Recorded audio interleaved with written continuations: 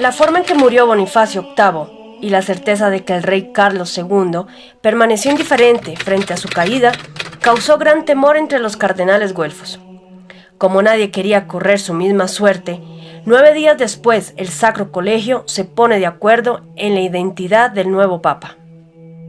El 22 de octubre de 1303 eligen al cardenal Nicolás Boccassini, que toma el nombre de Benedicto IX, y era general de los dominicos. El flamante pontífice, que aunque no era dominicanis, estaba fuertemente influenciado por los iniciados de su orden.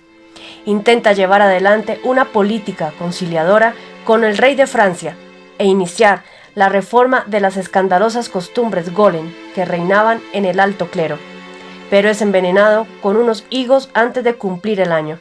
Su muerte sumirá a los cardenales en una larga discusión de 10 meses bajo la presión, ahora inevitable, de Felipe el Hermoso. Finalmente, se llega a un arreglo. Será investido un clérigo no perteneciente al Sacro Colegio. El arzobispo es un señor del perro, y el rey de Francia solicita su colaboración. Quiere que acepte la investidura papal y tome 8 medidas que asegurarán la estrategia del reino. No le oculta que la misión será peligrosa en extremo, pues los golem intentarán asesinarlo por cualquier medio. Sin embargo, Bertrand de Got, arzobispo de Burdeos, acepta. El arzobispo conviene en cumplir con la misión que le propone el rey. Primero, condenar la obra de Bonifacio VIII. Segundo, levantar la excomunión de Felipe IV. Tercero, que la Iglesia no perciba durante 5 años de gracia sus rentas de Francia. Cuarto, rehabilitar a los cardenales Colonna y a su familia. Quinto, nombrar cardenales a ciertos dominicanis. Sexto, aprobar las determinaciones que el reino adopte contra el pueblo elegido. Séptimo, incautar el oro acumulado clandestinamente por las órdenes benedictinas, cluniacense y cisterciense. Octavo, contribuir eficazmente para lograr la extinción de la Orden del Temple y el desmembramiento de su infraestructura financiera. El 5 de junio de 1305, los cardenales eligen a Bertrand de Got, quien toma el nombre de Clemente V. Inmediatamente solicita ser coronado en Lyon, capital del condado de Provenza, un templo dedicado al culto del dios Luc, del tiempo de los atlantes morenos. Los golem decidieron hacer de Lyon su santuario principal. Así pues, el coronamiento de Clemente V tenía el carácter de un desafío planteado en el corazón mismo del enemigo. Y el enemigo no dejó pasar tan imprudente acción. Un sabotaje en un tablado cargado de gente, en los momentos en que pasaba la comitiva real, causó un desmoronamiento. Felipe IV y Clemente V salvaron la vida por voluntad de los dioses, pero igual suerte no tuvieron 12 príncipes que murieron en el acto. Días después, moría asesinado Gaillard de Got, hermano del Papa. Felipe IV juró entonces obtener Lyon para su casa, cosa que efectivamente logró en 1307, y purgarla de golem. Clemente V, por su parte, anunció que se dirigiría a Burdeos para poner en orden y entregar el arzobispado, pero cayó por sorpresa en Cluny, a donde procedió a incautarse del oro. La recolección del oro demandó 5 días debido a su extraordinaria cantidad. Pese a todo, Clemente V no huyó de Lyon, sino que se regresó y fijó allí su residencia, a donde permaneció hasta 1309, año en que se trasladó al palacio amurallado de Aviñón, propiedad de la Iglesia. Lógicamente, Clemente V tuvo que disimular algún tipo de independencia inicial del rey de Francia, para evitar una reacción desesperada por parte de los golem. Con ese fin, aparentó ser afecto a los lujos y placeres mundanos. La exhibición de tales supuestas debilidades tranquilizó, hasta que fue demasiado tarde, a los golem. Sin embargo, la fidelidad de Clemente V al Circulus Dominicanis y su honor inquebrantable pueden comprobarse observando no su conducta personal, sino la forma en que cumplió con la misión. Para mencionar algunos de sus decretos más notables, comencemos recordando, por ejemplo, que en el año 1306 confirmó la ley de Felipe IV, por la cual, en un mismo día, fueron expropiados todos los bienes de los judíos, y combinados estos, so pena de ejecución, abandonar Francia en un tiempo brevísimo. Emitió la bula Rex Gloriae en abril de 1311. En esa bula, Res Vicenda, se ordena que todas las bulas de Bonifacio VIII contra Felipe IV fuesen quemadas públicamente. Felipe IV era inocente y católico fidelísimo, como también serían inocentes del atentado de Anagni, Nogaret, Exciarra y Charles. Clemente V llevó a cabo todas las metas de su misión, o dispuso los medios jurídicos para que las mismas se concretasen. Justamente en una entrevista celebrada en Poitiers en 1306 con Felipe el Hermoso, los dos iniciados acordaron el modo de disolver la Orden del Temple. Para Clemente V, señor del Perro, aquello representaba el octavo objetivo de la misión y constituiría el acto estratégico más importante de su pontificado. Para Felipe IV significaba la neutralización de la segunda línea táctica del enemigo. Hay que tener presente que los planes de la Fraternidad Blanca se apoyaban en gran medida en la Orden del Temple y que la estrategia del Circulus Dominicanis exigía su destrucción para asegurar el fracaso de esos planes. El golpe entonces tendría que ser contundente y sorpresivo. La orden, en efecto, poseía más de 90.000 encomiendas repartidas en los países que actualmente se denominan Portugal, España, Francia, Holanda, Bélgica, Alemania, Hungría, Austria, Italia e Inglaterra. En la Francia de comienzos del siglo XIV, incluidas Auvernia, Provenza, Normandía, Aquitania, el condado de Borgoña, etc. Donde estaban las haciendas más extensas, existían aproximadamente 10.000 propiedades templarias. De ellas, 3.000 eran encomiendas de 1.000 hectáreas de promedio cada una. En total, aquellas propiedades sumaban 3.500.000 hectáreas, lo que representaba el 10% de la superficie de Francia. Aquellas encomiendas, que se componían de miles de granjas en plena explotación agrícola, estaban exentas de todo tipo de impuesto, pues la orden dependía directamente del Papa, privilegio que, hasta Bonifacio VIII, las convertía en propiedades inviolables para cualquier señor temporal. Mas no se trataba solo de impuestos. Los templarios, desde el advenimiento de Felipe IV, venían desarrollando un plan destinado a quebrar la economía del reino, mediante el empobrecimiento de la nobleza feudal y el despoblamiento del campo. En consecuencia, los señores feudales, que solo tenían la tierra como fuente de ingresos, se empobrecían cada vez más, a causa de la desvalorización de los frutos del campo, mientras aceptaban como una solución que los campesinos, agobiados de impuestos y a quienes ya no podían alimentar, emigrasen a las ciudades.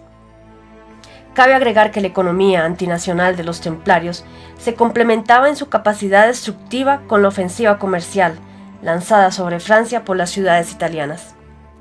Felipe IV, al constituir la nación mística, se propuso solucionar este problema de entrada, y en poco tiempo los caminos no solamente se habían tornado seguros para el comercio, sino que se cobraba un único impuesto en cualquier región del reino.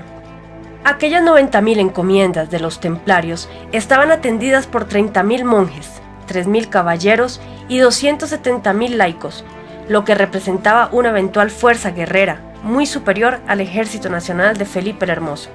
Por otra parte, baste recordar, en cada una de las 90.000 encomiendas se podía obtener dinero a préstamo, depositarlo o girarlo a cualquiera de las otras. Se estaba en presencia de la más formidable red bancaria del mundo, solo equiparable, pero no superada en volumen de infraestructura, a las modernas corporaciones financieras hebreas de Rockefeller, Rothschild, Kuhn Love u otros benefactores de la humanidad. Sería fácil deducir que tal organización debía contar con una afinada red de espías, dedicados a obtener la información económica y política necesaria para dirigir la marcha de los negocios. Se entenderá así que la más pequeña filtración de los proyectos diseñados por Felipe el Hermoso y Clemente V podría llegar rápidamente a oídos del Gran Maestre y de la Plana Mayor Golem y causar la consiguiente alarma.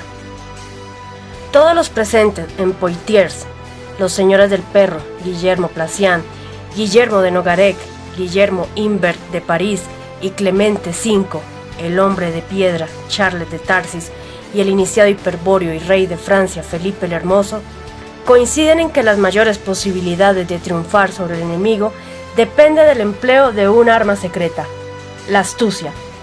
La astucia es el resultado evolutivo de un instinto animal y caracteriza la conducta del animal hombre u hombre anímico, el hombre dotado de cuerpo y alma creada.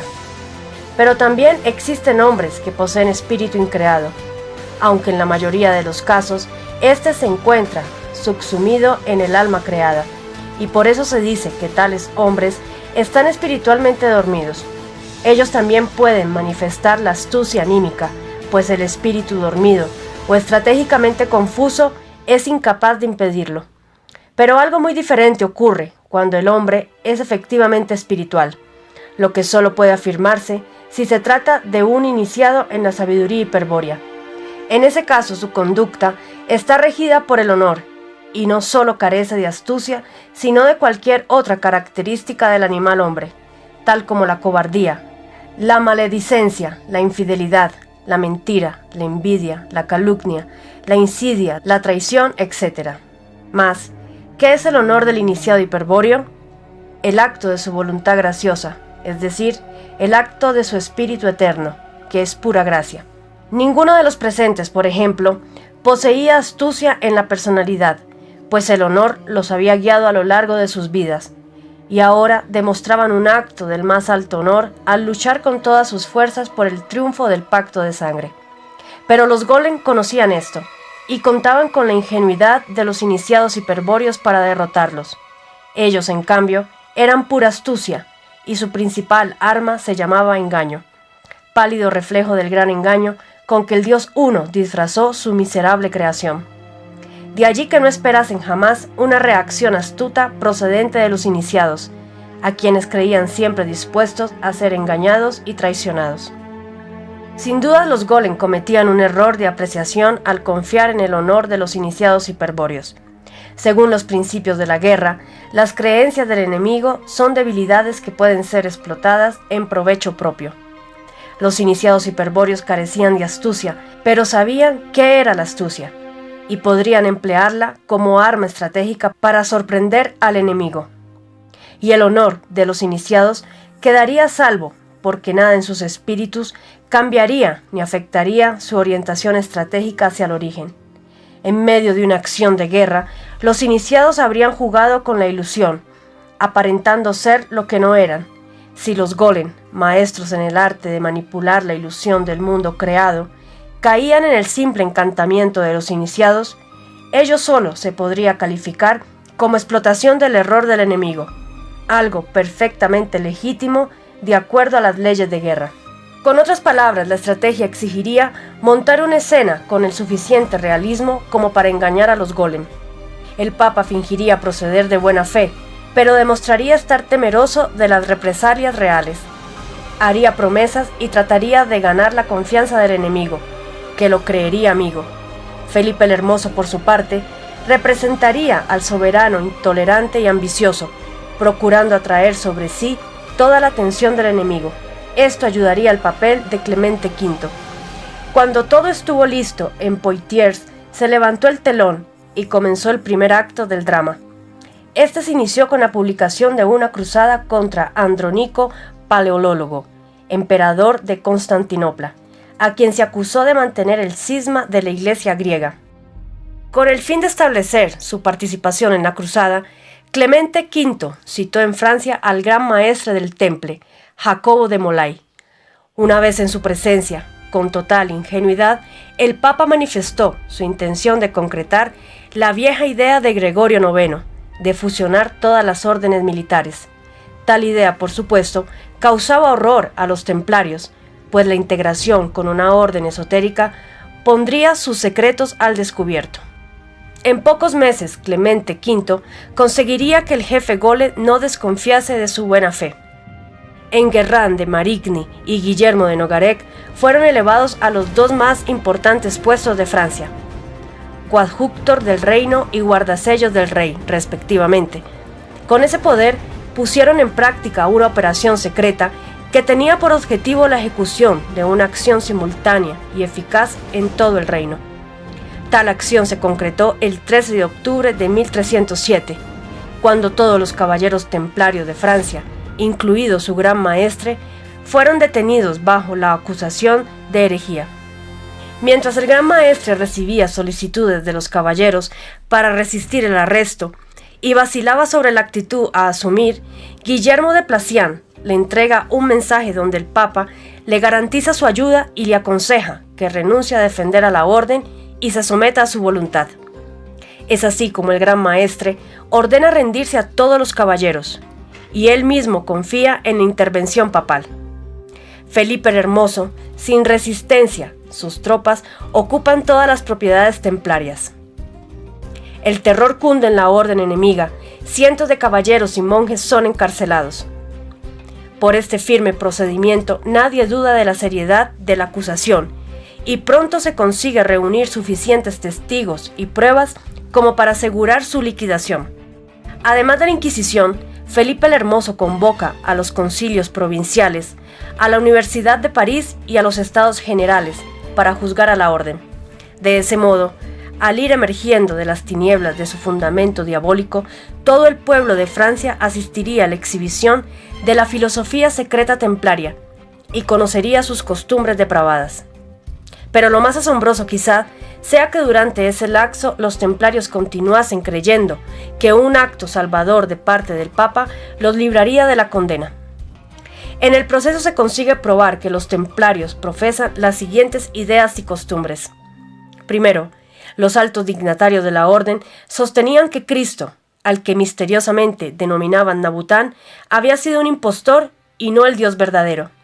Segundo, Cristo nunca fue crucificado para la redención del género humano.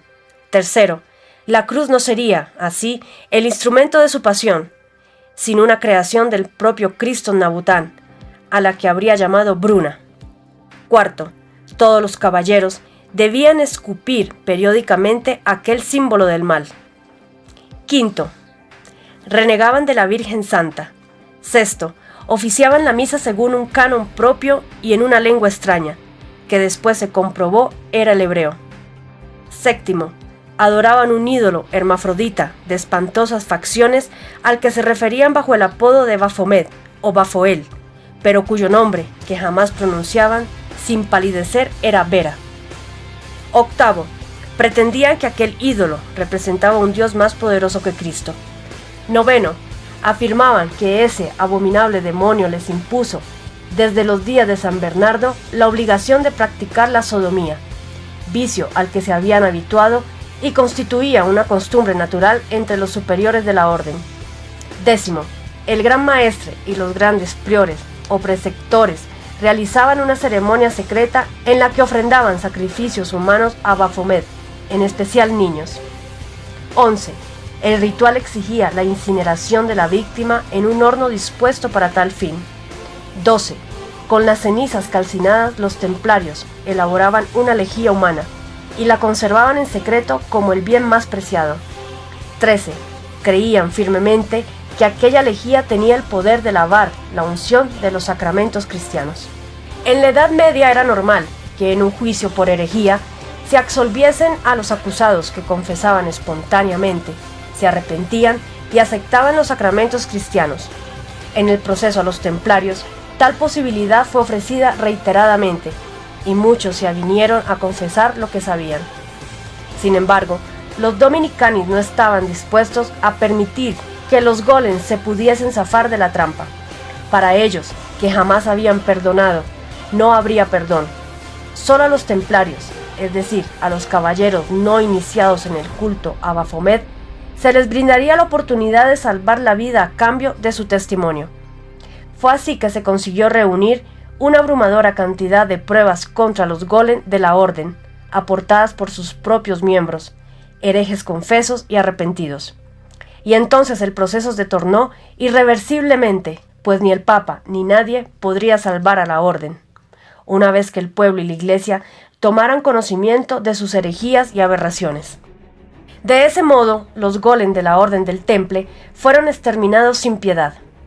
Irónicamente, el tribunal de la Inquisición, del que se valieron para terminar con los cátaros, ahora los condenaba de manera inapelable a morir en la hoguera.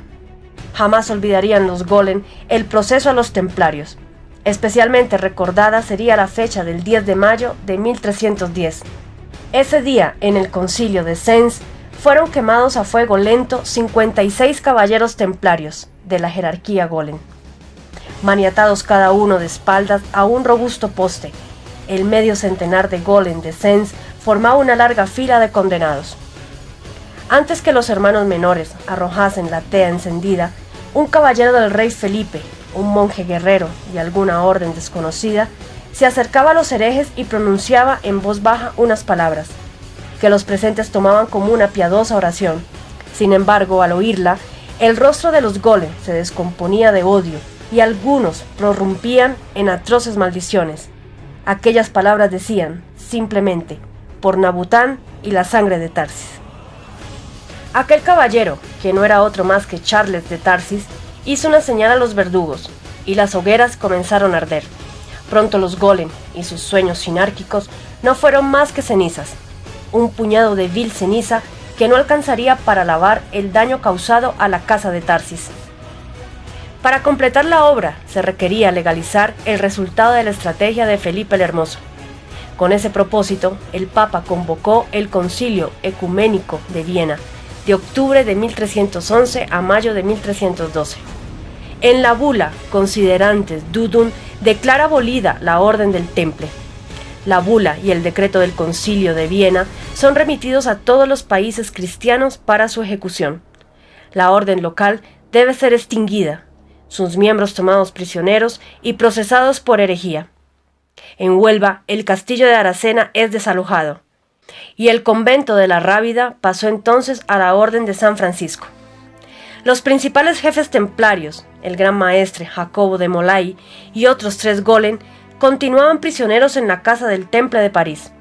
Durante 3 años se les aplicó sistemáticamente el tormento, con el propósito de hacerles confesar ciertos aspectos sutiles de la organización templaria. Sin embargo, con todo lo terrible que puedan ser considerados aquellos tormentos, eran meras caricias frente a las refinadas torturas que los Golem aplicaron en más de una oportunidad a los señores de Tarsis. De todos modos, un bando de Nogarek anunció que el 23 de marzo de 1314 los herejes serían ajusticiados en la isla de los judíos, un islote frente al Palacio Real donde los dominicos solían quemar a los hijos del pueblo elegido.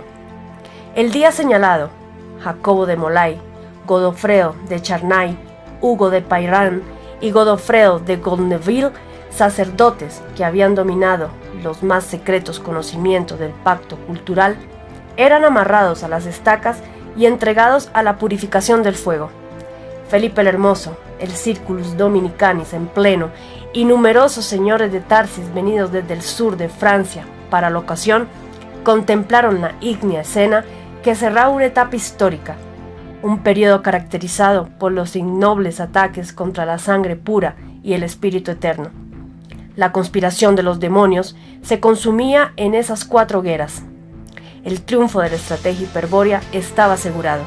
Los planes de la Fraternidad Blanca para instaurar la sinarquía universal, imposibilitados de realizarse durante siglos, y la venida a España de Quilón se retrasaría 180 años.